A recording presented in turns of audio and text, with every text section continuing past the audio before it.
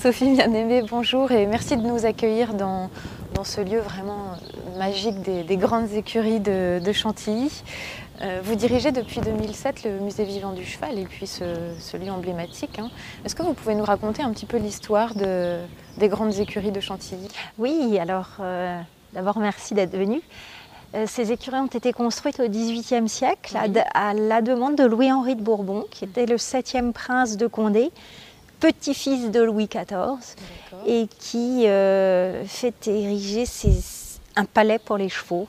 C'était un grand amoureux de cheval. Alors elles ont été construites pour la vénerie, c'est-à-dire l'art de la chasse à courre, puisqu'il y a 7000 hectares de forêt à côté. Et pour les transports, puisqu'il fallait bien se déplacer de Versailles à Chantilly.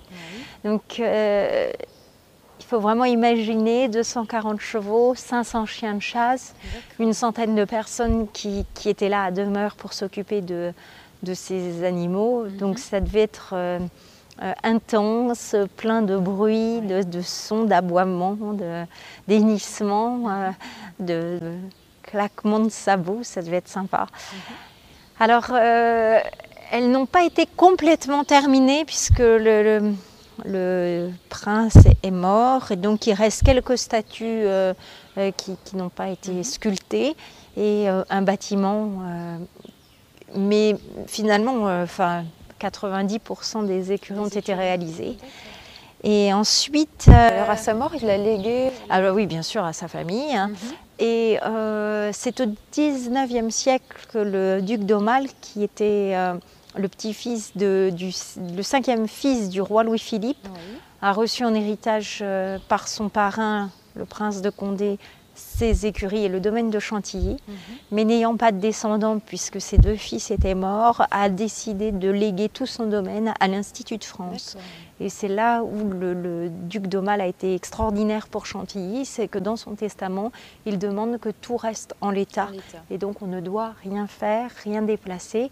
Et c'est comme ça que Chantilly est resté intact. Finalement, on se balade encore au XIXe siècle. Exactement, et ça c'est merveilleux. Et donc ce n'est qu'en 1982 que les écuries sont devenues un musée du cheval, monté et inventé par mon père, Yves, Bien-Aimé. Et depuis 2007, ce musée a été vendu et il appartient maintenant à la Fondation pour la sauvegarde et le développement du domaine de Chantilly, présidée par son Altesse le Prince Aga Khan. D'accord. Alors qu'est-ce qu'on peut voir aujourd'hui au musée vivant du cheval? Alors aujourd'hui, nous rentrons dans la nef principale directement dans les écuries. Là, nous avons une vingtaine de chevaux, 8 poneys. Ensuite, on arrive ici sous ce dôme somptueux qui est un véritable choc pour tout le monde.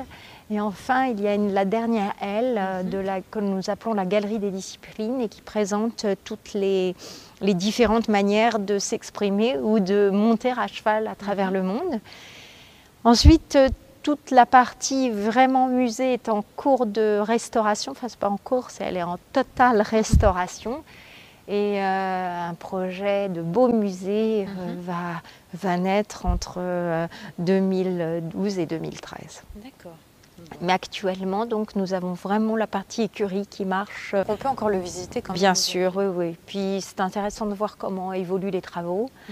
Et c'est vraiment impressionnant. Et puis nous avons toujours les chevaux et beaucoup de spectacles. D'accord.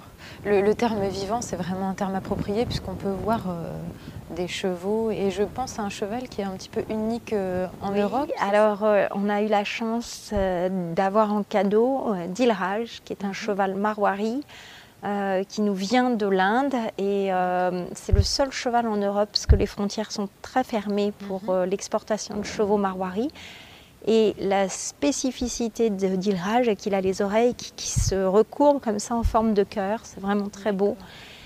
Et il venait des États-Unis, c'est comme ça qu'on a pu l'avoir. Et c'est une visiteuse qui, en apprenant qu'on faisait un spectacle sur la route de la soie et que j'étais à la recherche de ces chevaux, m'a dit qu'elle était la seule à en avoir et qu'elle nous l'offrait.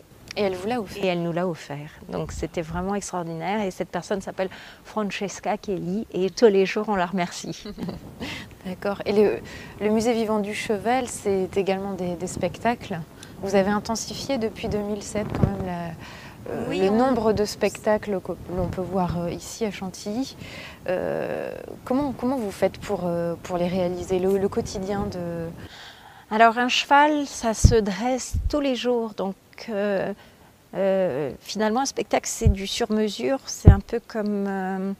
oui, c'est du sur-mesure, on est une boîte de couture, c'est-à-dire qu'aujourd'hui, dans les 20 chevaux présents au musée, eh bien, tel cheval est capable de faire tel exercice du pas espagnol, l'autre se coucher, le troisième être attelé, le quatrième faire du passage ou du piafé.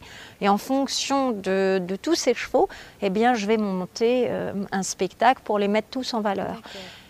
Mais dans 6 mois, les chevaux auront peut-être progressé et par conséquent, voilà, et dans ces cas-là, le sur-mesure s'adaptera pour un autre spectacle.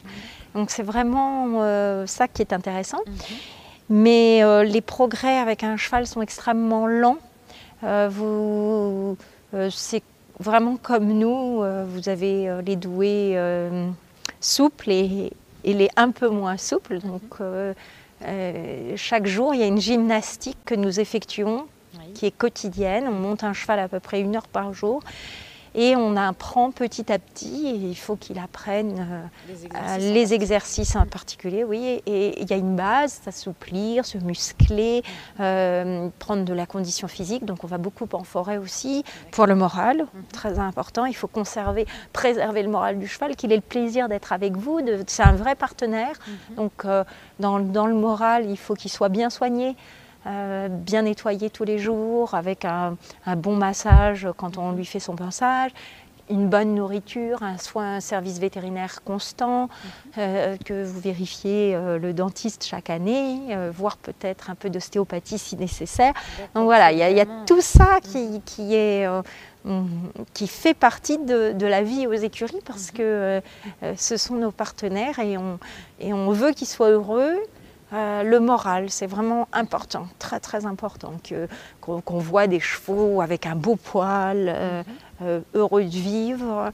Et à partir de là, on forme vraiment une bonne équipe avec eux. Et c'est pas, c'est du plaisir. D'accord.